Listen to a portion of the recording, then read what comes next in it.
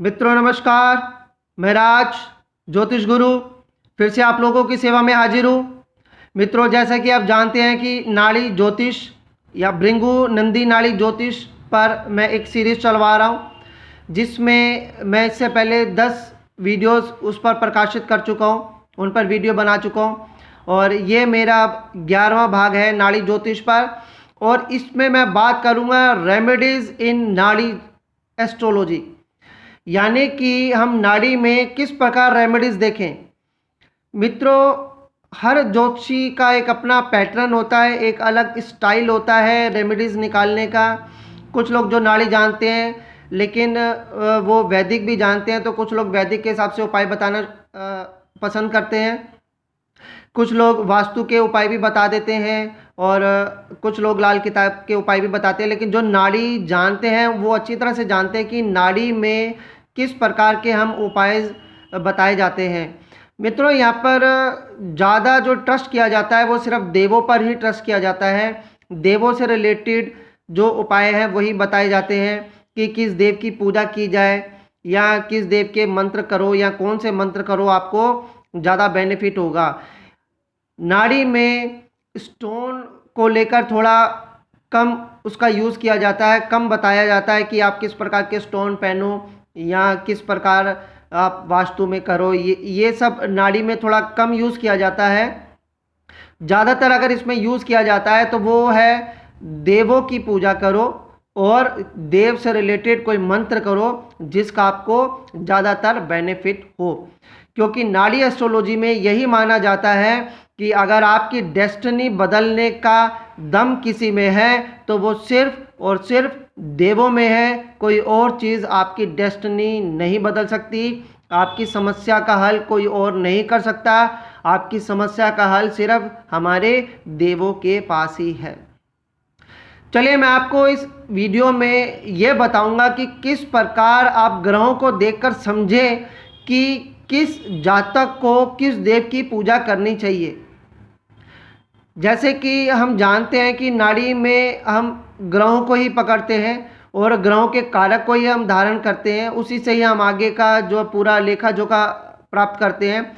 इसी प्रकार देवों का भी हम इसमें नाड़ी की एस्ट्रोलॉजी से ग्रहों को पकड़ के ही प्राप्त करेंगे कि कौन से देव की पूजा करनी किस जातक के लिए सही रहेगी। मैं आपको इस वीडियो में 1 या 2 एग्जाम्पल देकर समझाऊंगा।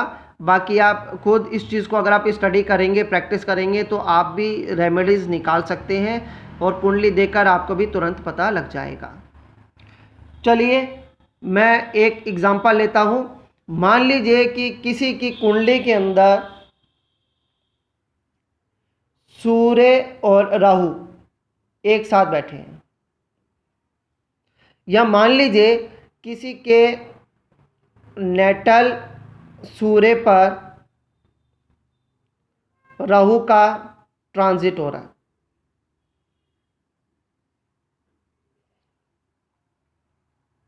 ठीक है, आप चेक कीजिए कि सूर्य और राहु का कॉम्बिनेशन क्या कुंडली के अंदर है, और Rahu is transiting on natal sun. अब आपको पता लगाना है, देखिए इसमें दोनों ही युति खराब है। अगर सूर्य पर राहु का ट्रांजिट होगा तो भी जातक के लिए सही नहीं है, और अगर ये युति बैठी है तो भी जातक को बहुत शुभ फल नहीं मिलने वाले। अब इस युति से अगर बचना है तो जातक को किस देव की पूजा करनी चाहिए, चलिए मैं आपको सिंपल वे में समझाता हूँ इस चीज़ को। यहाँ पे हम लिखते हैं सूर्य, हम देखते हैं कि कौन से देव की पूजा इस जातक को बेनिफिट देगी, और यहाँ पे हम लिखते हैं राहु। हम जानते हैं जो सूर्य देव हैं वो भगवान नारायण के ही अवतार हैं। भगवान नारायण श्री विष्णु जी। राहु का जो स्वभाव है वो उग्र स्वभाव है। ठीक है मित्रों, सूर्य जो है भगवान नारायण के अवतार हैं, राहु का स्वभाव है उग्र।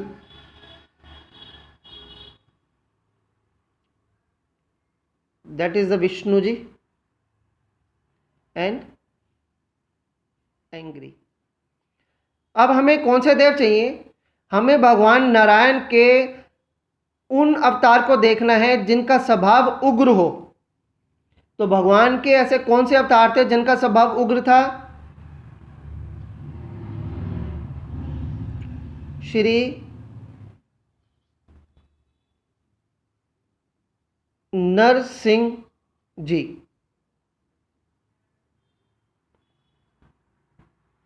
लॉर्ड नरसिम्हा जी। अगर सूर्य और राहु की युति कुंडली में है या सूर्य पर राहु का ट्रांजिट हो रहा है तो ऐसे जातक को श्री नरसिंह भगवान की पूजा या नरसिम्हा जो लॉर्ड हैं, जो भगवान विष्णु जी के उग्र अवतार थे, उनकी अगर पूजा की जाए, इनके मंत्रों का जाप किया जाए, इनकी आरती की जाए तो निश्चय ही इस जातक को शुभ फल प्राप्त होगा। इस जातक के लिए लाभदायक रहेगा। ये युति जो है कुंडली में बहुत ज़्यादा अशुभ नहीं कर पाएगी। चलिए मैं आपको एक और एग्जांपल देकर समझाता हूँ। मान लीजिए कि कुंडली के अंदर सूर्य या केतु की युति है, या फिर आप देखें कि नेटल सन पर केतु का ट्रांजिट हो रहा है।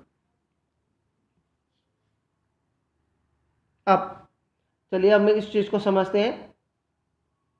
यहाँ पे लिखते हैं sun and that is the Ketu dragon tail. Sun मैंने बताया ये कौन है, ये भगवान नारायण जी के अवतार हैं। और केतु कौन है? केतु धर्म की स्थापना करने वाले ग्रह हैं, धर्म की स्थापना करने वाले।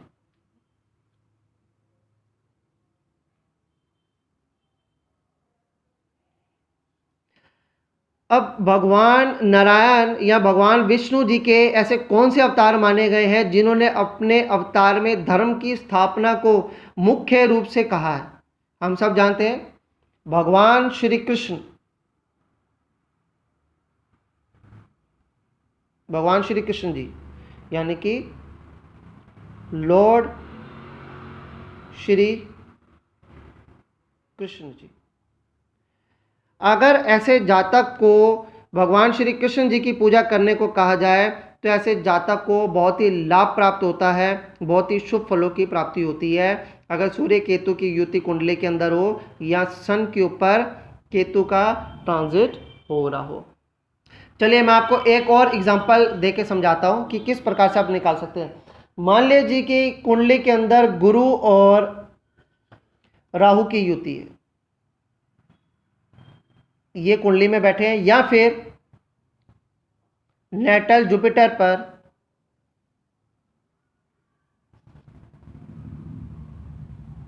राहु का ट्रांजिट हो रहा है,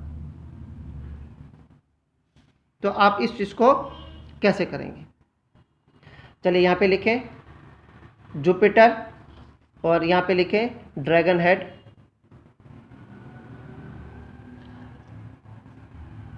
जुपिटर कौन थे? देव सेनापति। राहु कौन थे? असुर सेनापति।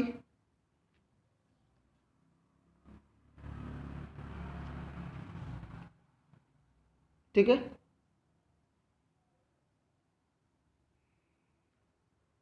जो जुपिटर थे, जो बृहस्पति देव थे, वो भगवान शिव के भक्त थे, और जो राहु था वो भी भगवान शिव को मानने वाले थे।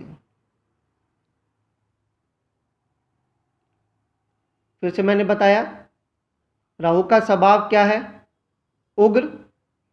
लेकिन जो हमारे बृहस्पति देव हैं उनका स्वभाव क्या था? वो धर्म कारक ग्रह थे। यानी कि ऐसे देव जो भगवान शिव के उग्र रूप के थे लेकिन धर्म कारक भी थे। तो ऐसे देव कौन से थे? यानी कि ऐसा जातक अगर भैरव बाबा जी की पूजा करे, भैरव बाबा जी के मंत्रों का जाप करे, तो इस जातक को निश्चय ही शुभ फलों की प्राप्ति होगी। और अशुभ फलों में बहुत हद तक कमी आएगी। तो मित्रों, इस प्रकार आप ग्रहों के कारक को समझें, ग्रहों के कारकों को पढ़ने की आप कोशिश करें। जैसे ये 2 ग्रहों का बताया, उसी तरह से 3 ग्रहों की युति भी हो सकती है। आप देखिए कि कौन सा ग्रह क्या कहना चाहता है, या उस अगर किसी एक ग्रह पे 1 या 2 ग्रहों की युति हो रही है और उस जातक को अशुभ फल मिल रहे हैं, वो जातक परेशान है, तो आप इसे समझें कि हमने उस जातक को कहाँ मोड़ना है या उस जातक को किस देव की पूजा करनी चाहिए। इसी चीज़ों को, इन्हीं कारक को पकड़कर हम नाड़ी ज्योतिष के अंदर रेमेडीज निकालते हैं। मित्रों, कैसा लगा आपको वीडियो, मुझे ज़रूर बताइएगा। अगली बार फिर एक नई जानकारी के साथ मैं आप लोगों के बीच में हाजिर होऊंगा। लेकिन जाने से पहले मैं आप लोगों से रिक्वेस्ट करना चाहता हूं कि अगर आपने अब तक मेरा चैनल सब्सक्राइब नहीं किया है तो आप मेरे इस चैनल को सब्सक्राइब कर सकते हैं। मित्रों, मैं फेसबुक पे और इंस्टाग्राम पे भी अवेलेबल हूँ, मैं ट्विटर पर भी हूँ। अगर आप ट्विटर, इंस्टाग्राम या फेसबुक यूज़ करते हैं तो आप मुझे वहाँ पे भी फॉलो कर सकते हैं। चलिए अगली बार फिर एक नई जानकारी के साथ, तब तक के लिए मुझे आज्ञा दीजिए। जय माता दी।